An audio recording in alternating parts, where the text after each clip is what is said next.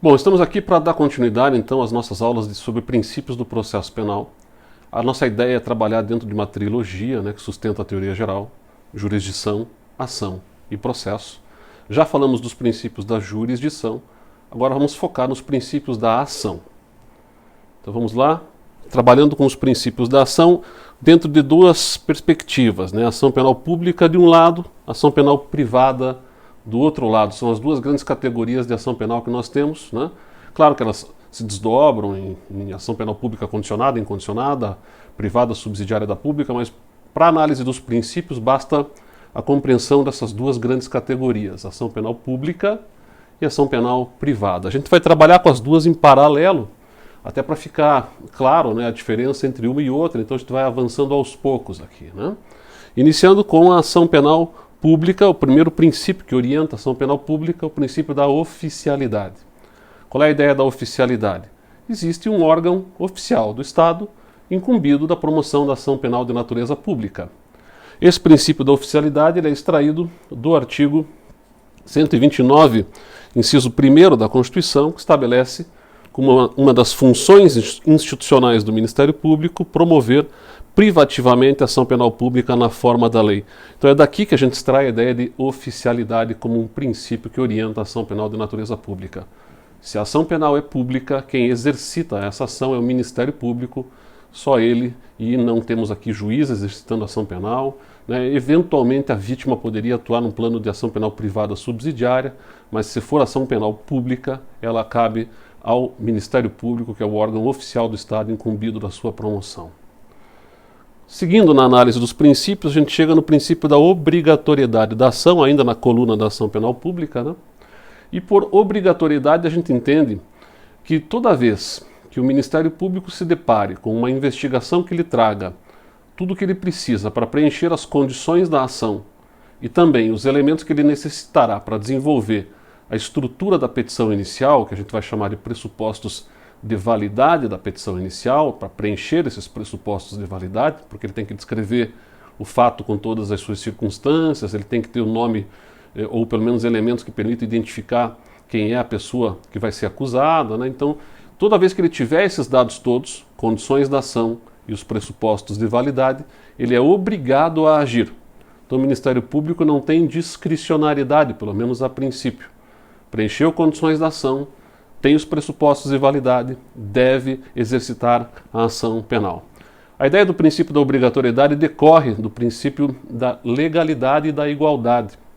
A ideia de que todos são iguais perante a lei e, portanto, o promotor não poderia fazer escolhas, dizer este eu sou simpático, aquele não sou, então aquele eu exercito ação contra ele e contra este não. É obrigatório que exercite a ação penal indistintamente, não interessa quem seja o réu. Por isso a ideia de obrigatoriedade decorre da legalidade e da igualdade de tratamento. Acontece que nós não temos uma regra expressa, assim, com todas as letras do Código de Processo Penal que fale exatamente o que eu estou dizendo aqui, preenchidas as condições da ação, tendo os pressupostos de validade, o promotor é obrigado a exercitar a ação penal. O que se faz muitas vezes é tentar encontrar, de certa forma até implícita, no Código de Processo Penal, um regramento que sustente essa ideia. Se costuma, muitas vezes, invocar a redação do artigo 24 do Código de Processo Penal, que diz que nos crimes de ação penal pública esta será, e esse será aqui é impositivo, será promovida por denúncia do Ministério Público. Então, boa parte da doutrina extrai daqui, dessa palavra será, no seu impositivo, a ideia de que o promotor é obrigado a agir. Nós tínhamos também algumas leituras que faziam menção ao artigo 28 do Código de Processo, naquela mecânica do controle do arquivamento do inquérito policial. Ali também se encontra implicitamente a ideia da obrigatoriedade, porque se o promotor entende que não é caso de oferecer a denúncia, não é caso de exercitar a ação, ele se manifesta pelo arquivamento do inquérito, na regra ainda vigente, ele submete isso a um controle do juiz, e se o juiz não concordar com ele, o juiz remete ao procurador-geral, que terá a última palavra, podendo inclusive entender que o promotor está errado e oferecer a denúncia no lugar dele. Então, o que faz o juiz no artigo 28? Ele faz um controle externo do princípio da obrigatoriedade da ação. Se vier a valer a regra nova do artigo 28, com a mudança da lei anticrime, que hoje está suspensa por decisão do ministro Fux, Continuará havendo uma mecânica de controle quanto ao arquivamento do inquérito, o que também pode se revelar ali de forma implícita a ideia da obrigatoriedade. Apenas não teremos mais um controle externo do juiz, o controle será no plano interno, dentro do Ministério Público mesmo, né? O promotor recorrerá automaticamente da sua decisão de arquivamento a um órgão colegiado interno do Ministério Público, que terá o poder revisional, e também um controle externo feito pela vítima, que poderá recorrer da decisão de arquivamento do promotor também a um órgão que ainda está para ser definido, isso não está ainda referido nas leis orgânicas estaduais, né? Se a lei do pacote anticrime vier a valer nessa matéria também, seguramente teremos que ter alterações nas leis estaduais que regulamentam as estruturas internas do Ministério Público. De qualquer forma, ali também se encontra implicitamente a ideia da obrigatoriedade. E outros autores até invocam a ação penal privada subsidiária da pública, que é a possibilidade da vítima agir diante da inércia do promotor. Se o promotor não age, a vítima, a partir do 16º dia da inércia do promotor, ela pode movimentar-se e dizer, bom, você não faz você, faço eu no teu lugar. Então aqui também é uma forma de enxergar a obrigatoriedade da ação. Então o princípio da obrigatoriedade da ação, ele norteia o direito brasileiro por uma inspiração que muitas vezes provém, de acordo com a doutrina, do Código Rocco italiano, ou até mesmo da Constituição pós-guerra italiana, a Constituição de 46. Lá na Constituição italiana consta expressamente a ideia da obrigatoriedade da ação, e como o direito italiano influencia muito o direito brasileiro, o nosso código é inspirado no Código Rocco italiano de 1930, e que pese eles já tenham mudado o código deles, a gente segue ainda adotando muito do que se construiu teoricamente e legislativamente em torno desse tema. Alguns países não adotam obrigatoriedade, como é o caso, por exemplo, dos Estados Unidos, onde a discricionariedade é plena lá para o promotor. No nosso caso, obrigatoriedade é o norte, se bem que aos poucos a gente vem cedendo, né? Desde 95, pelo menos, o direito brasileiro vem introduzindo mitigações à ideia da obrigatoriedade naquilo que a doutrina tem usado denominar como oportunidade regrada. Então eu trouxe aqui as hipóteses de oportunidade regrada que nós temos no direito brasileiro, que é uma mitigação à ideia de obrigatoriedade. Oportunidade, a gente vai ver já daqui a pouco, é um princípio que orienta a ação penal privada. Quer dizer, lá na ação penal privada, a vítima, se quiser, exercita a ação, se não quiser, não exercita. Aqui é uma oportunidade, mas não igual àquela que é plena, livre. Aqui é uma oportunidade dentro da regra. Por isso, oportunidade regrada. Quer dizer, não é de qualquer jeito que o promotor pode deixar de oferecer a ação penal. Mas é possível fazer isso desde 95, com a Lei 9.099 de 95, que é a Lei dos Juizados Especiais Criminais, que introduziu a possibilidade da transação penal. A transação penal é uma forma de não exercitar a ação, e eu tenho que ter as condições da ação para negociar em transação penal, porque a Lei 9.099 de 95 diz, se não for caso de arquivamento, poderá haver uma transação penal. Quer dizer, se não é caso de arquivamento, é porque é caso de oferecimento de ação penal. É porque eu tenho as condições da ação. Numa linha similar a essa, nós temos também na Lei 10.850 de 2013, que é a Lei de Combate ao Crime Organizado, no artigo 4º, que trata da colaboração premiada, no seu parágrafo 4º, uma possibilidade também do Ministério Público negociar em colaboração premiada com o investigado como forma de não exercitar a ação penal contra ele. Então o benefício, talvez seja o maior benefício, né, que o sujeito negociando numa colaboração premiada possa obter, porque não vou nem arriscar esperar um perdão do juiz. Eu já de antemão digo, nem te denuncio, nem começo um processo contra você, nem exercito ação contra você. É previsto no artigo 4º, parágrafo 4º da Lei 10.850, eu negocio o não exercício da ação penal, tendo as condições da ação para fazê-lo. E agora, mais recente, também no pacote anticrime, né, a Lei 13.964 de 2009, regulamentou o acordo de não persecução penal, que também está dentro dessa ideia de oportunidade regrada. Tendo as condições da ação, eu posso também negociar com o sujeito, né, em crimes com penas menores do que 4 anos, sem violência ou grave ameaça, como forma de não exercitar a ação penal, desde que ele confesse, enfim, aceite as condições do acordo de não persecução penal. Então o princípio maior é da obrigatoriedade, mas ele é mitigado por hipóteses de oportunidade regrada. Como eu já antecipei, lá na ação penal privada, a oportunidade ela é plena. Lá na ação penal privada você tem a vítima como autora da ação E a vítima exercita a ação se quiser, né? Ninguém pode obrigá-la a agir. Ela vai avaliar conveniência, oportunidade, se é o caso, se não é o caso, né? Ela tem um prazo para fazer isso, mas enfim, dentro desse prazo ela tem total liberdade para decidir se vai ou não vai exercitar a ação. Ok? Voltando para a coluna da ação penal pública, nós temos um princípio aqui da indisponibilidade.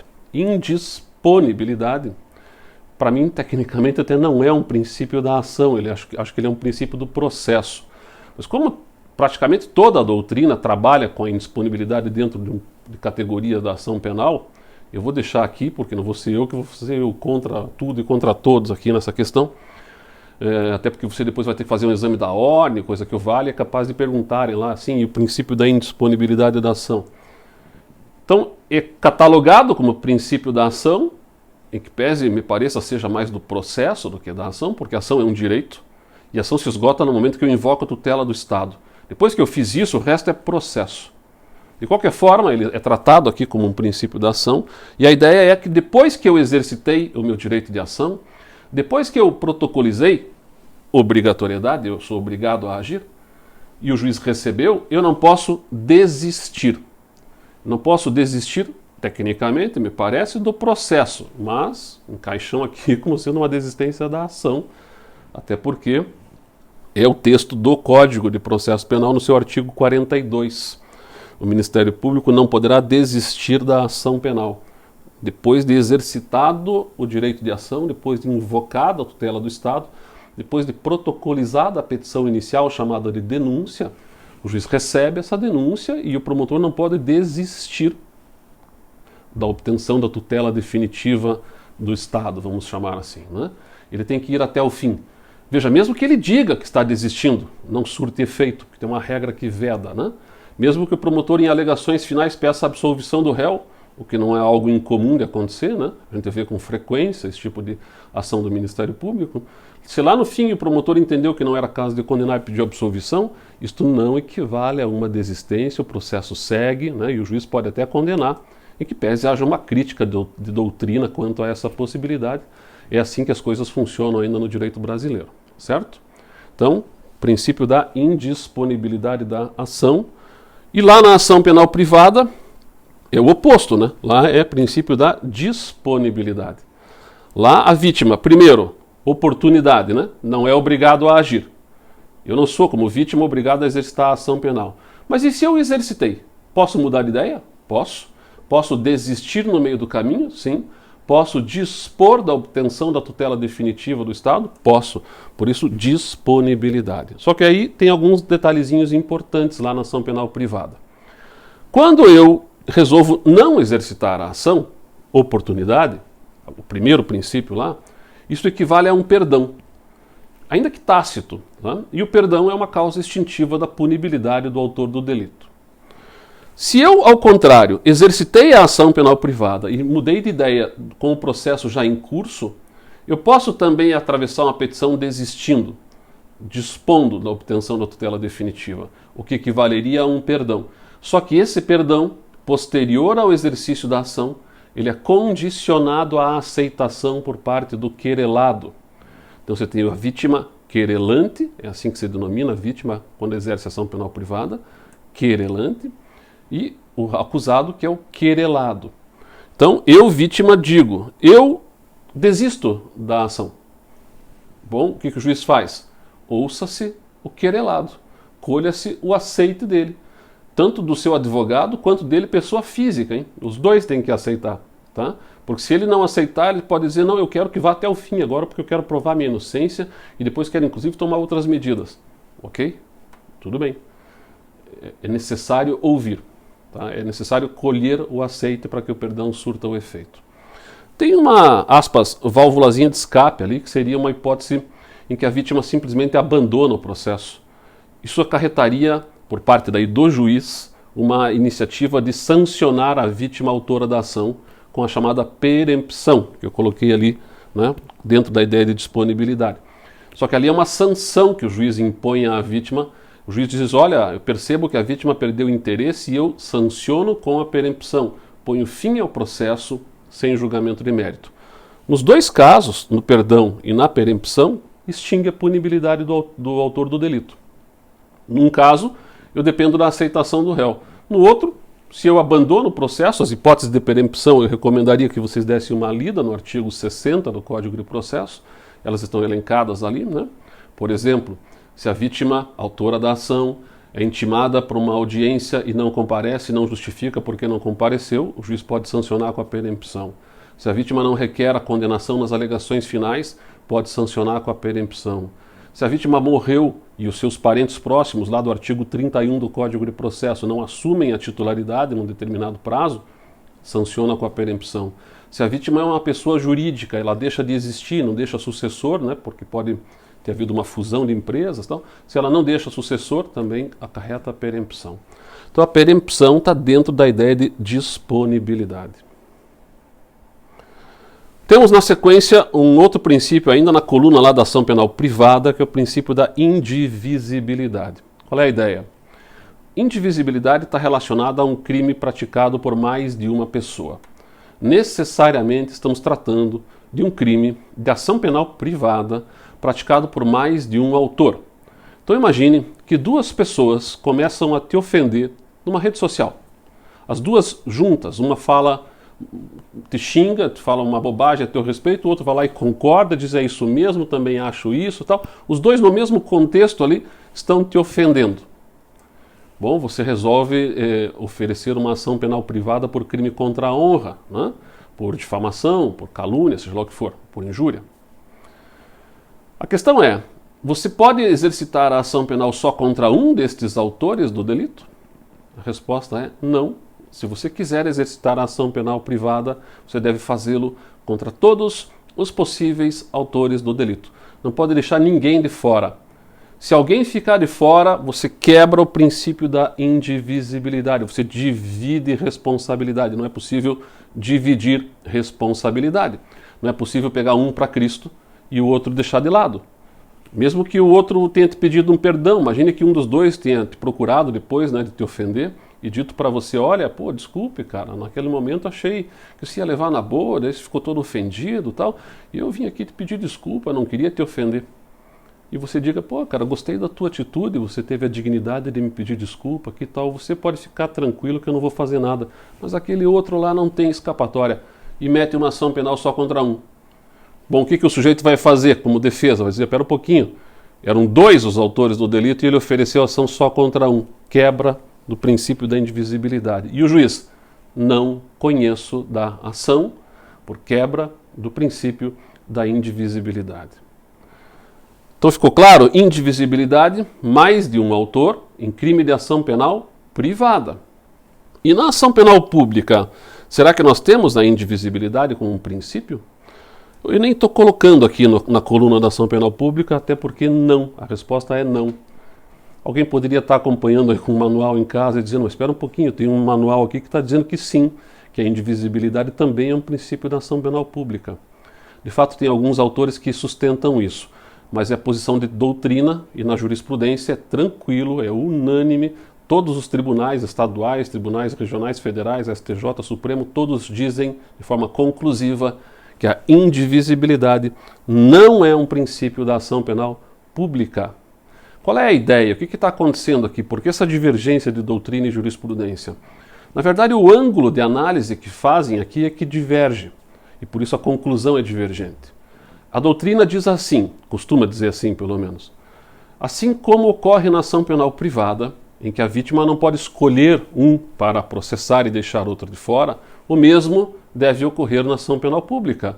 Se são dois os autores de um crime de ação penal pública, o promotor não pode escolher um e deixar o outro de fora. Bom, não está errado dizer isso, está correto. Mas por que a jurisprudência diz que a indivisibilidade então não é um princípio da ação penal pública? Porque há um efeito quanto a essa situação que nós estamos identificando aqui na ação penal pública, que é diferente do efeito que você tem na ação penal privada. Na ação penal pública, se eram dois os autores do delito e o promotor ofereceu a denúncia só contra um e o outro ficou de fora, o juiz, quando for decidir se recebe essa denúncia, Percebendo que ficou um de fora, ele pode extrair cópias e encaminhar ao procurador-geral para reapreciar a situação daquele que ficou de fora, porque houve um arquivamento em relação a esse que ficou de fora. Então se usa o artigo 28 aqui de novo, na mecânica de controle que existe na ideia da obrigatoriedade, e o procurador-geral, entendendo que tem razão o juiz, pode dizer, opa, peraí, esse que ficou de fora tem que ser incluído também na discussão. E ele, procurador-geral, então adita a denúncia para acrescentar esse que ficou de fora. Então, diz a jurisprudência, se é possível sempre rever a decisão de arquivamento em relação a quem ficou de fora, e se é possível aditar a denúncia para acrescentar esse que ficou de fora, é porque a indivisibilidade como princípio não orienta a ação penal pública. Então, em síntese, a diferença qual é? Na ação penal privada, se eram dois e eu ofereci ação contra um, o juiz não recebe, não conhece da ação. Na ação penal pública, se eram dois e o promotor ofereceu contra um, o juiz conhece da ação contra este um e usa o artigo 28 em relação ao outro que ficou de fora. Mas ele conhece da ação, ele dá início a um processo contra aquele que foi denunciado. Não tem perdão na ação penal pública. O promotor não tem o poder do perdão. A vítima tem o poder de perdoar. O promotor não tem o poder de perdoar. Por isso também não temos a indivisibilidade como um princípio que orienta a ação penal de natureza pública. Ok? Por fim, nós temos um princípio que aparece nas duas aqui colunas, né? Tanto na ação penal pública quanto na ação penal privada, que é o princípio da intranscendência, que decorre até de um conceito do direito penal, né? Aquela ideia de que a pena não passará da pessoa que praticou o delito. Isso aqui é um reflexo processual desse princípio de âmbito do direito penal material. Assim como a pena não passará da pessoa que praticou o delito, eu também não posso exercitar a ação penal contra quem eu não tenha indícios mínimos de autoria ou participação. Quer dizer, para oferecer a ação penal contra alguém, este sujeito tem que ter, pelo menos em relação a ele, indícios de autoria ou participação. Eu não posso alargar, né, o polo passivo da demanda para incluir outras pessoas que não têm nada a ver com a história. Não existe responsabilidade solidária aqui como regra, né? Por exemplo, no sentido de que se vamos imaginar que o promotor resolva oferecer uma denúncia contra o sujeito que praticou o delito e também contra o pai e a mãe, porque se o pai e a mãe tivessem dado educação para esse menino, não tinha feito o que fez. Evidente que não cabe esse tipo de raciocínio, né? A pena não pode passar, não pode transcender, assim também o exercício da ação não pode transcender. Então, por isso, intranscendência, não possibilidade de ir além, de transcender os limites de quem, contra quem eu tenho indícios de autoria ou participação. Então, estes são os princípios da ação penal pública e privada, né? A grande maioria dos crimes, a ação penal é pública, há uma pequena parcela de ação penal privada. A reforma, o projeto de reforma do novo Código de Processo Penal, se vier a ser aprovado como está, deverá acabar com a categoria ação penal privada, mas enquanto isso não acontecer, nós temos essa dualidade aqui de orientação principiológica. Bom, com a aula de hoje, então, nós encerramos os princípios também da ação. Nós já falamos dos princípios da jurisdição, agora falamos dos princípios da ação, estão faltando os princípios do processo como instrumento, como meio para a obtenção da tutela definitiva do Estado. Por hoje é isso, então até a nossa próxima aula.